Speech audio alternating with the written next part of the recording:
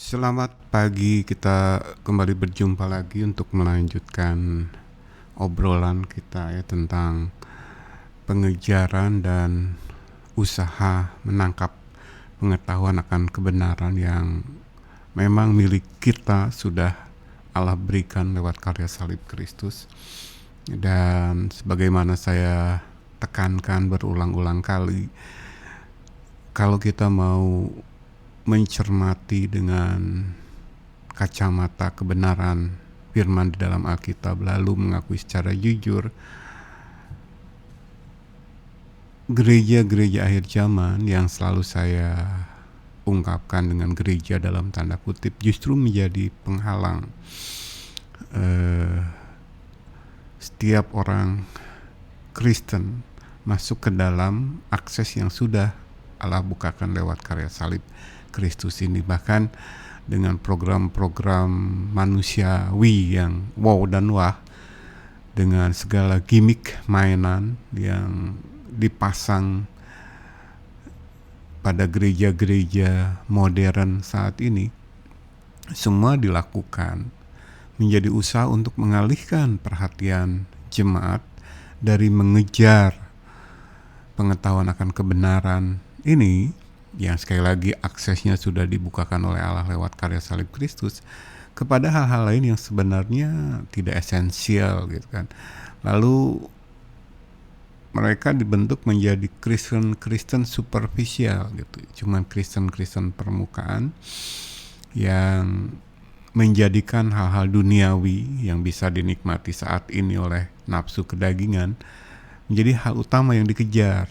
Padahal justru gereja itu mendirikan satu kerajaan, tentu saja kerajaan Allah yang bersifat rohani ya.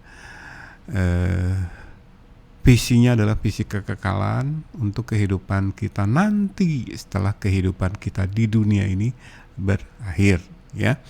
Jadi Kristen permukaan atau Kristen superficial ini yang kita sedang bahas dan kita sebut sebagai Kristen katanya, begitu ya. Nah, kemarin dalam episode 1 hari yang lalu saya tekankan tentang panggilan pertobatan, tentu saja.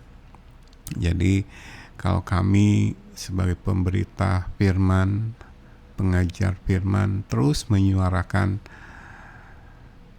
keberdosaan manusia sebagai realitas yang tidak bisa disangkal sebenarnya, dan Alkitab menyatakan dengan begitu tegas dan lugas di Roma 3:23, semua orang sudah berbuat dosa dan sudah kehilangan kemuliaan Allah. Lalu Roma 6:23, upah dosa adalah maut ya. Jadi ini realitas keberdosaan kita manusia, kecuali kita menolak percaya kepada apa yang dikatakan oleh Allah sendiri dalam firman-Nya. Maka berita tentang realitas keberdosaan manusia dan satu-satunya pengharapan, satu-satunya peluang, satu-satunya solusi yang disediakan oleh Allah sendiri lewat ongkos atau biaya yang luar biasa, sangat mahal, dengan mengorbankan anaknya yang tunggal, yaitu Yesus Kristus di atas salib. Ini menjadi panggilan kasih Allah untuk manusia yang realitasnya ada dalam dosa masuk ke dalam pertobatan ya. Jadi karya salib Kristus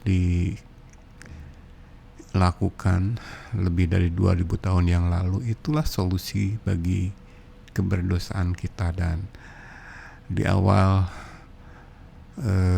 forum ngobrol teologi ini sudah ditekankan dengan judul menjadi putih seperti salju ya. Jadi sekelam apapun dosa kita, semerah apapun dosa kita, seperti kirmizi, seperti kain kesumba, oleh karya salib Kristus, oleh pengorbanan Allah, oleh kasih-Nya yang tak terhingga, diubahkan menjadi putih seperti bulu domba, putih seperti salju. Yang perlu kita lakukan sebagai respon adalah matikan ego, tersungkur, merendahkan diri serendah-rendahnya di hadapan Allah, dan Allah akan mengubahkan kita. Ini yang kita tekankan dalam episode hari kemarin ya, jadi panggilan pertobatan kepada kita yang masih hidup sebagai Kristen katanya, kepada kita yang mengklaim posisi pengajar, pemimpin rohani, tapi kita naik mimbar, sementara kita sendiri adalah Kristen katanya, maka kita menjadi pengajar katanya yang akan terus mewariskan ke generasi-generasi mendatang tradisi Kristen manusia yang tidak esensi, yang superficial, yang permukaan, yang sekedar katanya. Nah, kalau kita meresponi panggilan pertobatan, panggilan kasih Allah yang sudah kita obrolkan hari kemarin, lalu harus bagaimana? Apa yang harus dilakukan selanjutnya? Setelah mengawali dengan ketersungkuran di hadapan Allah, pengakuan keberdosaan kita, lalu mohon belas kasihan Allah atas diri kita, ada dua hal yang ingin kita obrolkan sekarang. Tindak lanjut selanjutnya, follow up-nya bagaimana? Sekali lagi saya tekankan bahwa akses ke tahta kasih karunia sudah dibukakan bagi kita. Pribadi lepas pribadi, kita adalah imam dalam perjanjian baru. Kita semua gereja Tuhan adalah kerajaan imam, imamat yang rajani. Ya, setiap imam punya akses masuk ke dalam ruang Maha Kudus Allah, karena tabir sudah dikoyakan. Ya, kita langsung menghadap tahta Allah dengan Yesus sebagai pengantara kita.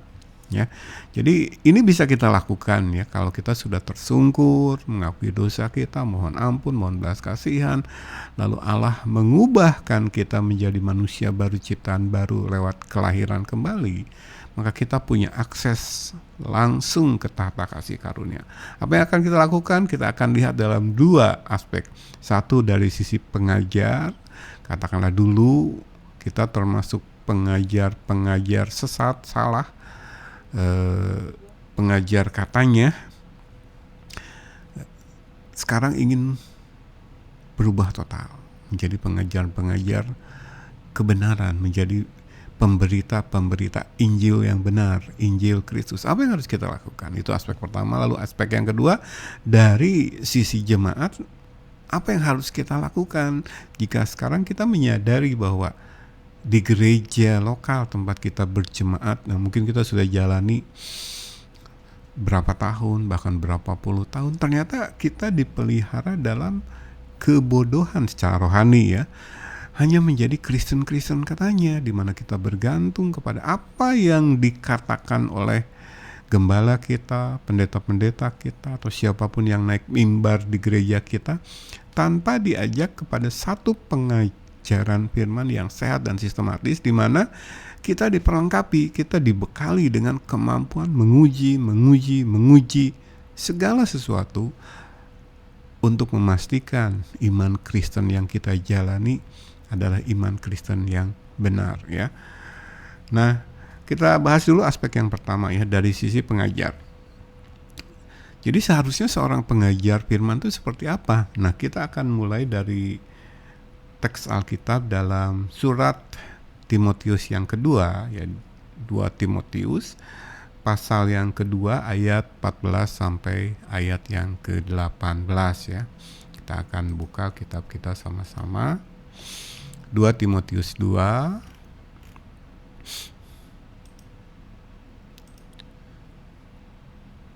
ayat 14, saya akan bacakan 5 ayat saja, ayat 14 sampai ayat 18.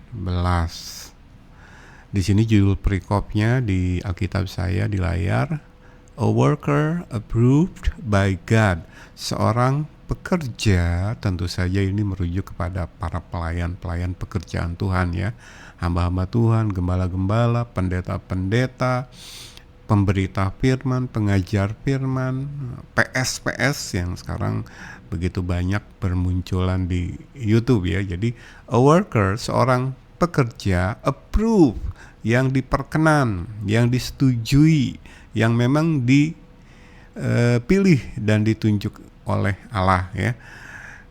2 Timotius 2 14-18, demikian firman Tuhan. Ingatkanlah dan pesankanlah semuanya itu dengan sungguh-sungguh kepada mereka di hadapan Allah, agar jangan mereka bersilat kata, karena hal itu sama sekali tidak berguna, malah mengacaukan orang yang mendengarnya. Usahakanlah supaya engkau layak di hadapan Allah sebagai seorang pekerja yang tidak usah malu, yang berterus terang memberitakan perkataan kebenaran itu. Tetapi hindarilah omongan yang kosong dan yang tak suci, yang hanya menambah kefasikan. Perkataan mereka menjalar seperti penyakit kanker. Di antara mereka termasuk Himeneus dan Filetus, yang telah menyimpang dari kebenaran dengan mengajarkan bahwa kebangkitan kita telah berlangsung, dan dengan demikian merusak iman sebagian orang. Jadi dari 5 ayat ini, 2 Timotius 2 14-18, kita mendapat gambaran apa yang harus kita lakukan, follow up apa yang harus dilakukan kita sebagai orang yang menempati posisi pemimpin rohani, pengajar firman. Kalau dulu katakanlah kita adalah sekedar pengajar katanya, pemimpin rohani katanya, ini follow up yang harus kita lakukan. Ada hal-hal yang harus kita hindari dulu ya. Dulu mungkin kita lakukan ketika kita naik mimbar, ketika kita bicara di depan banyak orang. Ini kita lakukan, tetapi sekarang jangan lagi ya. Di ayat 14 dikatakan bersilat kata. Ini yang saya lihat, perdebatan tidak perlu di YouTube ya. Orang saling menjelekkan satu dengan yang lain, bukan dengan mempresentasikan Alkitab, kebenaran dalam Alkitab, menyatakan kesalahan gitu. Tetapi yang terjadi adalah saling tuduh, saling memakai isu-isu pribadi untuk merusak nama baik pendeta atau hamba Tuhan lain. Ini yang saya lihat ramai di media sosial, khususnya di YouTube ya.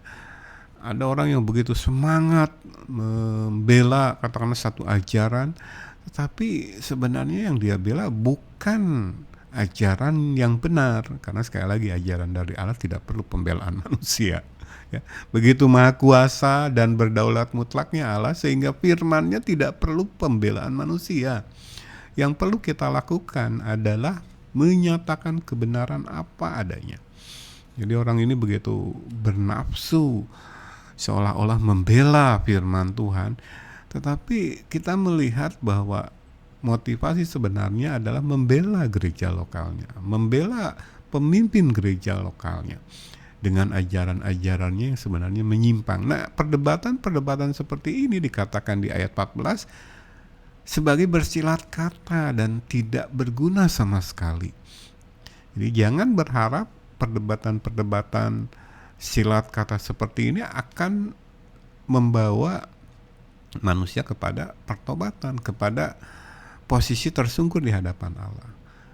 Ini yang terjadi, malah mengacaukan orang yang mendengarnya. Jadi saya tidak pernah menolak perdebatan ya. Bahkan di Cilengsi ini ada seorang gembala yang berkata, iman itu katanya tidak untuk diperdebatkan. Saya langsung menyangkal gembala ini karena saya tahu persis gembala ini termasuk kepada golongan pemimpin rohani katanya. Dan saya katakan, loh, perjalanan iman Kristen bahkan yang dicatat dalam Alkitab, sejarah yang sudah berjalan ribuan tahun ini justru tidak bisa lepas dari perdebatan, di mana orang-orang yang mengasihi Tuhan, mengasihi firman-Nya berkumpul, lalu di sana mencermati ajaran dan praktek kekristenan yang ada, dan jika ada yang salah di sana, mereka diskusikan itu. Kalau penyimpangannya sudah demikian jauh, dengan tegas mereka katakan tidak boleh gitu. Jadi ada perdebatan di sana. Salah satu contohnya misalkan kita bisa lihat di Kisah Rasul pasal yang ke-15. yang kita sebut sebagai cikal bakal konsili gereja. Di sana Paulus dan Barnabas dengan begitu berapi-api, dengan begitu tegas, dengan begitu galak menolak praktek-praktek kekristenan yang mensyaratkan praktek Yahudi, Taurat, Perjanjian Lama sebagai menentukan keselamatan.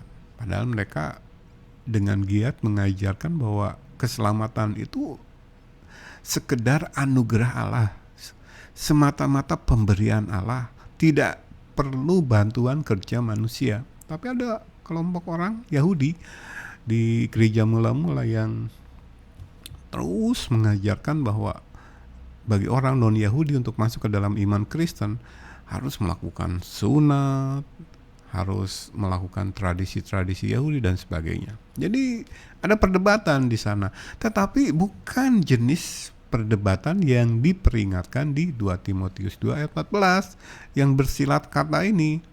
Nah, justru yang saya saksikan di YouTube, di medsos, yang terjadi adalah perdebatan yang bersifat silat kata seperti ini yang sama sekali tidak berguna, kata Paulus kepada Timotius, malah mengacaukan orang yang mendengarnya, begitu ya.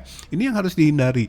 Kalau selama ini sebagai pengajar katanya kita banyak beraktivitas di sini, kalau saya sih perhatikan secara pribadi, mencermati, ini bagian dari usaha mereka mengejar popularitas. Jadi saya perhatikan yang melakukan debat-debat silat kata di medsos ini adalah para hamba Tuhan, pendeta selebritis. Jadi memang mengejar populer di antara manusia untuk ujungnya mencari keuntungan, ya. Lalu apalagi yang harus dihindari? Ayat 16 ya. Tetapi hindarilah omongan yang kosong dan yang tak suci, yang hanya menambah kefasikan. Tentu saja omongan yang kosong itu karena tidak ada muatan kebenaran di sana. Tak suci karena tidak berdasarkan kepada apa yang dituliskan dan dimaksudkan Allah di dalam Alkitab. Jadi teks Alkitab yang ditafsirkan secara benar, sehat dalam satu pengajaran sistematis. Jadi omongan yang kosong ini, bayangkan seorang pendeta tampil ke mimbar, seorang gembala tampil ke mimbar, lalu di mimbar malah asik memperkatakan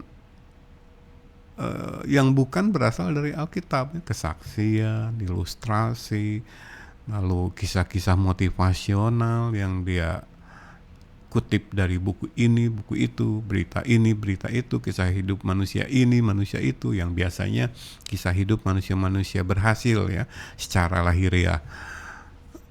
Lalu ini diperkatakan seolah-olah sebagai ajaran Kristen.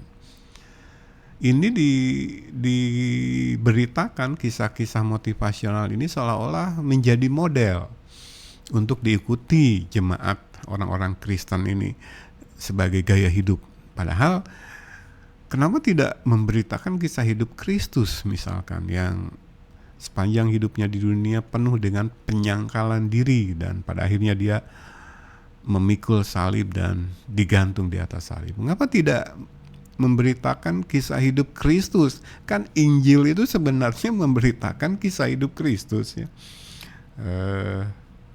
Lukas katakan definisi Injil yang tepat itu adalah berita tentang Yesus yang harus menderita, Allah tapi merendahkan diri turun ke dunia, menjelma menjadi manusia, menderita karena ketaatannya kepada Bapa, dan ketaatannya itu dia tunjukkan sampai mati di atas salib, mati sebagai penjahat, mati sebagai terkutuk gitu kan, karena menanggung kejahatan dan kutuk kita. Mengapa tidak kisah hidup Yesus ini yang diberitakan? Mengapa harus menceritakan kisah hidup kesuksesan manusia secara duniawi di atas mimbar gereja? Jadi ini omongan kosong dan tak suci yang kemudian mengajak jemaat yang sudah dalam kondisi dan memang dikondisikan, dipelihara di sana sebagai Kristen-Kristen katanya, lalu terus memelihara kekristenan katanya dan bukan Yesus yang menjadi teladan hidup kekristenan mereka, tetapi ini tokoh-tokoh yang lewat omongan yang kosong dan tak suci terus diberitakan di atas mimbar. Ini yang selalu saya kritisi sebagai khotbah-khotbah motivasional ya, yang hanya mengejar kesuksesan atau hal-hal lahiriah. Nah, bahaya dari apa yang dipraktekkan ini di ayat 14, bersilat kata, lalu omongan kosong dan tidak suci, selain menambah kefasikan, lihat sifatnya. Yesus di teks Alkitab lain menggambarnya sebagai ragi ya. Daya sebarnya itu luar biasa. Nah, dikatakan di ayat 17 tidak seperti ragi tetapi seperti kanker ya. Perkataan mereka menjalar seperti penyakit kanker. Sama seperti ragi. Kanker itu kan menjalar dalam tubuh kita dari satu sumber katakanlah di bagian tubuh tertentu ke bagian tubuh yang lain lalu menjadi ganas. Itu tidak terasa gitu. Seringkali tidak disadari penyebarannya itu, baru ketahuan ketika diperiksa katakanlah sudah stadium 4 gitu ya. Sama seperti ragi, ditaburkan sedikit saja di bagian tertentu tapi kemudian seluruh adonan khamir gitu kan. Yesus katakan seperti itu. Sama ya, jadi perkataan-perkataan omongan yang kosong dan tak suci atau perdebatan-perdebatan sekedar bersilat kata ini yang didrive atau didorong oleh ego manusia untuk memperlihatkan saya lebih hebat gitu kan, itu pengaruhnya itu luar biasa, menjalar seperti penyakit kanker gitu. Diam-diam tetapi ketika ketahuan itu sudah level tinggi, itu sudah membahayakan dan bahkan membawa manusia kepada kebinasaan. Nah, di sini diberikan contoh dua tokoh disebut oleh Paulus. Di antara mereka termasuk Himeneus dan Filetus. Kita berkenalan dengan dua nama yang adalah oknum atau guru-guru, contoh guru-guru palsu yang muncul pada gereja mula-mula ya, sekitar abad pertama di bawah pimpinan para rasul. Nah, ayat 18 mengatakan omongan yang kosong dan tak suci, lalu persilatan kata ini, perdebatan yang tidak penting ini telah menyimpang dari kebenaran. Nah, yang terjadi saat itu, saat Paulus menuliskan ayat ini, adalah mereka mengajarkan satu ajaran yang salah, yang menyimpang, bahwa kebangkitan kita, kebangkitan manusia telah berlangsung. Nah, ini bertentangan dengan apa yang diajarkan oleh Paulus dan rekan-rekan satu tim penginjilannya. Sebenarnya nanti ini belum terjadi, bahkan saat kita sekarang tahun 2026 mengobrolkan ini belum terjadi. Jadi kebangkitan orang mati itu nanti terjadinya saat kedatangan Yesus yang kedua ya, diawali dengan kebangkitan orang percaya. Lalu kebangkitan orang yang tidak percaya yang akan menghadap tahta putih itu ya, penghakiman terakhir untuk ketok palu di sana, mereka dilempar ke neraka. Itu ya kebangkitan manusia nanti terjadinya. Tetapi zaman teks Alkitab ini ditulis, ada guru-guru palsu, dua diantaranya disebut sebagai Himeneus dan Filetus, mengajarkan ajaran yang menyimpang. Entahlah motivasi mereka apa. Kita sudah belajar kemarin ya. Mereka sekedar cari popularitas. Pokoknya ajarannya fancy gitu, enak di telinga gitu, unik. Tidak masalah menyimpang dari kebenaran dalam Alkitab, lalu banyak orang tertarik kepada ajaran salah itu. Sekarang kan musimnya seperti itu. Orang muncul di YouTube lalu mengatakan hal yang aneh gitu, yang saya sendiri kadang sampai geleng-geleng kepala, dapat ide dari mana gitu. Tapi Itulah yang memang menarik manusia, sehingga manusia mengikuti guru-guru palsu ini, lalu mereka mendapatkan apa yang mereka cari, popularitas, pengikut yang banyak, gerejanya penuh sampai ribuan, menjadi mega church, dan dari situ mereka mendapat keuntungan. Begitu kan, Alkitab sudah memprediksi hal-hal seperti itu.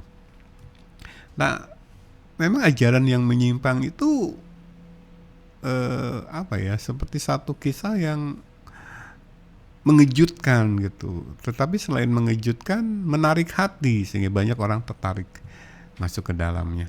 Kalau zaman sekarang kita melihat kisah-kisah bagaimana orang mengklaim dibawa ke sorga, ngopi bersama Yesus setiap pagi di sorga, atau dibawa ke neraka dan lain sebagainya, kisah-kisah bombastis ya, yang tidak ada sama sekali dasar alkitabiahnya.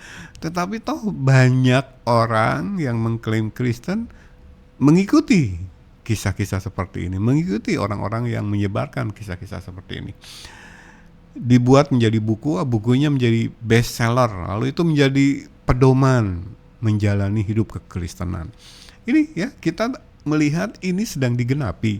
Jadi kalau zaman Paulus dan Timotius mereka menyebarkan ajaran salah tentang kebangkitan orang mati, nah sekarang lebih variatif lagi kisah-kisah yang dimunculkan, dan itu memang menarik hati manusia.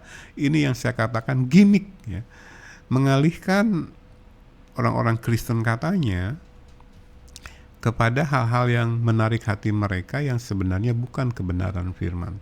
Kosong gitu, omongan kosong, omongan tak suci, yang justru membawa mereka semakin fasik dalam kekristenan katanya mereka gitu. Nah, sebagai pengajar, pemimpin rohani yang katakanlah sudah bertobat, karena kita sudah suarakan panggilan pertobatannya kemarin, sekarang kita mengubah, karena kita sudah katakanlah oleh belas kasihan Allah, oleh karya Allah sepenuhnya kita diselamatkan, dimasukkan ke dalam tubuh Kristus, menjadi anggota tubuh Kristus, gerejanya yang benar. Kita menjadi ciptaan baru, manusia baru oleh kelahiran kembali. Sekarang kita mengubah total modus operandi kita, benar-benar tersungkur di hadapan Allah dengan satu motivasi, memberitakan firman Allah apa adanya. Kita belajar dulu diri kita, isi dengan firman yang benar dalam satu pengajaran yang sehat dan sistematis, lalu apa yang sudah kita peroleh dari Allah lewat Roh Kudusnya kita sampaikan apa adanya, tanpa ditambahi, tanpa dikurangi, tanpa diputarbalikkan, tanpa dipelintir, dalam satu pengajaran yang juga sehat dan sistematis. Begitu ya. Jadi kita ubah cara kerja kita. Kita sekarang tidak mencari popularitas untuk mendapatkan keuntungan darinya. Kita benar-benar memberitakan kabar tentang Kristus sebagai satu-satunya jalan menuju hidup kekal dengan mengorbankan segalanya dalam hidup kita. Seperti para rasul, bahkan siap mati bagi Kristus. Nah, ini harus disertai dengan usaha keras. Nah, ini ditulis. Nah, setelah kita menghindari hal-hal yang mungkin dulu kita lakukan, sekarang tidak lagi. Nah, kita memperlengkapi diri kita. Ini ya, ayat 15 saya bacakan. Usahakanlah supaya engkau layak di hadapan Allah sebagai seorang pekerja yang tidak usah malu, yang berterus terang memberitakan perkataan kebenaran itu ya. Saya bacakan dalam versi bahasa Inggris di layar sebelah kiri, kita lihat versi Alkitab New American Standard Bible ya. Nih ayat 15 saya bacakan. Be diligent to present yourself approved to God as a workman who does not need to be ashamed, handling accurately the word of truth. Ya. Ada beberapa hal yang kurang tepat dalam terjemahan bahasa Indonesia, tetapi dalam bahasa Inggris lebih to the point gitu kan, lebih tepat gitu. Nah, kata usahakanlah di sini dalam Alkitab versi bahasa Inggris ditulis sebagai be diligent. Jadi rajin dalam langkah apa? Nah, kalau kita lihat versi King James, saya ubah ke versi King James ya. sini study, ya. Jadi kalau dalam versi Alkitab NASB dituliskan be diligent, rajin, giat. Lalu dalam versi King James dipakai kata study. Nah, sebenarnya memang kata spudaso dalam bahasa dalam bahasa Yunani bisa diterjemahkan sebagai be diligent atau rajin, bisa juga diterjemahkan sebagai study, belajar. Nah, terjemahan bahasa Indonesia usahakanlah juga tidak salah, tetapi kan masih kabur gitu, kurang jelas maksudnya usahakanlah itu apa. Nah, justru dalam Alkitab bahasa Inggris terjemahannya itu lebih tepat, maksudnya lebih menusuk gitu, kesasaran. Apa yang dimaksud dengan usahakanlah, kan kalau kita baca versi bahasa Indonesia sebagai pendeta, gembala, hamba Tuhan, seseorang yang menduduki posisi pengajar firman, ketika dikatakan usahakanlah tuh bagaimana gitu. Nah, usahakan di sini ternyata giat belajar. Jadi memperlengkapi diri dengan pengetahuan akan kebenaran, karena dalam pelayanan kita, ketika kita berdiri di hadapan orang banyak, ketika kita berdiri di atas mimbar, ketika kita muncul dalam video di YouTube misalkan memberi pengajaran, kita membagikan apa yang kita punya. Itu istilah yang sangat saya suka. Jadi pengkhotbah, pembicara itu seharusnya membagikan sesuatu yang dia punya gitu, bukan berteori mengutip suatu teks dalam Alkitab lalu dia bercerita ke kanan, ke kiri, ke depan, ke belakang, ke utara, ke selatan, ke timur, ke barat, ngaco, ngawur, ngoceh, macam-macam. Bukan, tetapi belajar dulu. Usahakanlah diri kita layak di hadapan Allah sebagai pekerja yang tidak usah malu. Dalam hal apa? Giat belajar. Saya kasih gambaran, kalau saya pribadi, katakanlah untuk satu khotbah 1,5 sampai 2 jam dalam ibadah di gereja hari Minggu pagi, katakanlah saya sebenarnya hanya membagikan pengetahuan akan kebenaran firman, katakanlah sebanyak ini. Tetapi untuk mempersiapkan itu saya harus belajar, tidak sekedar cuman beberapa jam atau beberapa menit di hari Sabtu malam mendadak gitu. Tidak, tetapi dari hari Senin sampai hari Sabtu saya menggali, belajar, membaca berbagai sumber, menggeluti ayatnya sendiri, teksnya sendiri di dalam Alkitab, sehingga mungkin yang saya pelajari untuk mempersiapkan khotbah 1 kali di hari Minggu pagi itu mungkin 10 kali ukuran ini gitu yang harus saya pelajari. Saya simpan dalam diri saya sebagai perbendaharaan yang baik, sebagai milik saya. Walaupun mungkin di khotbah hari Minggu karena keterbatasan waktu ya, saya cuma membagikan sebanyak ini kepada jemaat. Tetapi usaha keras yang saya lakukan memagari usaha untuk menjamin apa yang saya bagikan sebanyak ini di mimbar itu tidak salah begitu ya. Jadi ini makna dari usahakanlah dalam Alkitab bahasa Indonesia yang Paulus instruksikan kepada Timotius sebagai pemimpin rohani, sebagai orang yang menduduki posisi mengajar jemaat. Jadi usahakanlah giat belajar supaya engkau layak di hadapan Allah sebagai seorang pekerja yang tidak usah malu.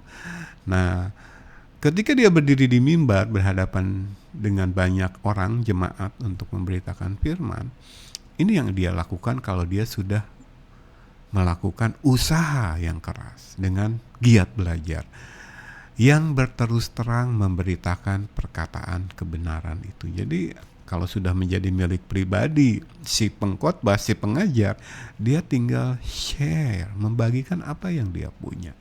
Nah, kalau yang naik adalah guru palsu, guru katanya, sebenarnya dia membagikan sesuatu yang dia tidak punya gitu. Jadi omongan kosong yang tak suci dia bagikan itu, menjadikan jemaat ya kosong dan tidak suci juga. Ini yang beberapa hari ini kita obrolkan sebagai Kristen katanya. Tetapi kalau yang naik memang sudah dipenuhi dengan pengetahuan akan kebenaran yang sudah dia peroleh dengan usaha keras, rajin belajar, itu menjadi milik dirinya, maka ketika dia naik mimbar, ketika dia tampil di hadapan orang, bahkan di video di YouTube, dia tinggal membagi apa yang dia punya. Begitu ya. Nah, yang berterus terang memberitakan perkataan kebenaran itu dalam Alkitab Bahasa Indonesia di 2 Timotius 2 ayat yang ke-15 kita baca. Dalam versi bahasa Inggris di NASB ditulis sebagai handling accurately the word of truth. Menangani, memperlakukan secara akurat perkataan kebenaran. Jadi teks dalam Alkitab itu bukan untuk ditangani dengan sembarangan, serampangan, asal-asalan. Tidak loh. Ingat loh, Alkitab yang kita pegang kita sebut sebagai kitab suci. Alkitab sendiri menyebut dirinya sebagai kitab suci, sesuatu yang kudus, yang berasal dari Allah yang kudus. Menghadapi sesuatu yang kudus, kita harus dalam posisi tersungkur. Yang tersungkur itu tidak lompat-lompat. Ada dalam hadirat Allah yang maha kudus itu tidak lompat-lompat, nari-nari dan lain sebagainya, tindakan-tindakan liar yang dipraktekkan gereja zaman sekarang, tetapi tersungkur. Nah, berhadapan dengan kitab suci dan apa yang ada di dalamnya, ingat itu sabda Allah, kita harus tersungkur. Nah, dalam bahasa Paulus, handling accurately, jangan sampai salah. Saya baru saja memberikan gambaran untuk menyampaikan pesan kepada jemaat di khotbah hari Minggu yang katakanlah karena keterbatasan waktu 1,5 jam atau 2 jam cuman segini banyaknya, saya mungkin harus mempersiapkan Senin sampai Sabtu 10 kali begini gitu. Ini untuk menjamin usaha saya sebagai pengajar firman untuk memelihara, menjaga pesan yang saya sampaikan kepada jemaat yang katakanlah cuma segini dari persiapan 10 kali segini, itu karena saya memang sudah menangani firman kebenaran dari Alkitab, kitab suci itu secara hati-hati, handling accurately, seakurat mungkin. Saya belajar secara sehat dan sistematis, maka ketika menyampaikan, saya menyampaikan dalam pengajaran yang sehat dan sistematis. Ini usaha yang harus kita lakukan kalau kita sudah dilayakkan Allah di hadapan Dia, approved by God. Pekerja seperti inilah yang Allah tuntut, naik ke atas mimbar, menampilkan video pengajaran di YouTube, berbicara di hadapan banyak orang. Ini pekerja-pekerja yang seperti ini yang memang motivasinya tidak menjadikan pendengarnya Kristen katanya, karena dia sendiri memang bukan pengajar katanya, bukan hamba Tuhan katanya, bukan gembala katanya, bukan PS katanya. Jadi dia memiliki firman itu dalam kehidupannya, maka yang dia lakukan adalah membagikannya. Dia sudah menangani, memperlakukan perkataan Allah dalam Alkitab, dalam kitab suci itu secara seakurat mungkin dengan usaha yang keras, ya. Giat belajar. Ya, saya baca lagi ayat yang ke-15. Ini langkah pertama ya bagi mereka pengajar-pengajar yang akan masuk ke dalam tugas pengajaran yang memang berkenan kepada Allah, approved by God, ya. Jadi saya bacakan ayat yang ke-15. Usahakanlah, giatlah belajar supaya engkau layak di hadapan Allah sebagai seorang pekerja yang tidak usah malu. Bukan pekerja katanya, bukan pengajar katanya, bukan hamba Tuhan atau gembala katanya, yang dalam belajar dan mengajar berterus terang memberitakan perkataan kebenaran itu, atau dalam versi bahasa Inggris handling accurately, ya. Nah, kita ingin lihat dalam terjemahan King James ditulis seperti apa, ya. kalimat terakhir di ayat 15 ya, yang berterus terang memberitakan perkataan kebenaran itu. Nah, ini lebih menarik lagi. Ini yang berkaitan langsung dengan pekerjaan Paulus sebagai pembuat tenda dari kulit ya. Di sini dikatakan rightly dividing the word of truth. Rightly dividing the word of truth. Jadi ketika kita belajar kebenaran dalam Alkitab, teks dalam Alkitab, kita dengan tepat memilah-milah, kita dengan tepat menafsirkan kata-kata kebenaran itu secara kontekstual dengan hermeneutik yang sehat. Ya, ada seri pengantar kepada hermeneutik yang sehat di kanal YouTube kami Rumah Roti Hidup. Silahkan kalau tertarik mempelajarinya. Jadi emang tidak sembarangan ketika kita menangani atau berurusan dengan kitab suci, dengan teks di dalamnya.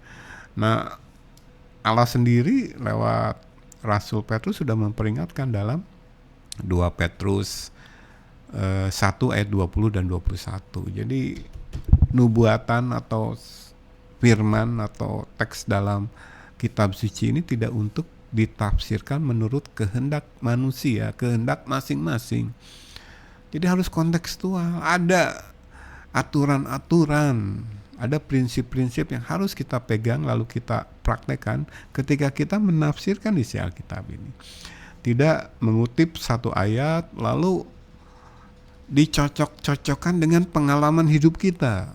Ini yang masuk golongan omongan yang kosong gitu, yang membawa jemaat yang mendengar justru semakin fasik tadi. Kita mengatakannya demikian ya di 2 Timotius pasal 2 ini. Jadi rightly dividing the word of truth, memilah-milah, memotong-motong, menafsirkan teks dalam Alkitab itu hati-hati. Nah, kata rightly dividing ini memotong lurus. Terjemahan secara literalnya dalam bahasa aslinya Yunani itu memotong lurus. Nah, ini yang saya katakan tadi, berangkat dari pengalaman Paulus sendiri sebagai seorang pembuat tenda dari kulit. Jadi Paulus membayangkan ketika dia memotong-motong kulit binatang untuk kemudian katakanlah dijahit, digabung-gabung menjadi satu tenda, itu harus benar memotongnya. Karena kalau tidak benar memotong kulit, akan banyak yang terbuang. Atau tenda yang dia buat itu menjadi tidak beraturan bentuknya gitu, jelek. Makanya dia katakan rightly dividing. Jadi sebagaimana saya ketika membuat tenda dari kulit, saya harus memotong kulit berdasarkan pola, berdasarkan aturan. Jadi dalam pengalaman praktek saya sudah terbiasa kalau memotong kulit binatang itu supaya ketika nanti disambung-sambungkan, dijahit menjadi tenda, bagus tendanya dan tidak banyak kulit yang terbuang. Saya harus rightly dividing, memotong lurus, memotong dengan benar, memotong menurut pola tertentu yang sudah ditetapkan. Sama ya, ketika kita berhubungan dengan Alkitab, mencoba menggali dan mengambil atau menarik pesan rohani yang Allah maksudkan, yang memang Allah maksudkan di dalamnya, kita harus sangat berhati-hati berurusan dengan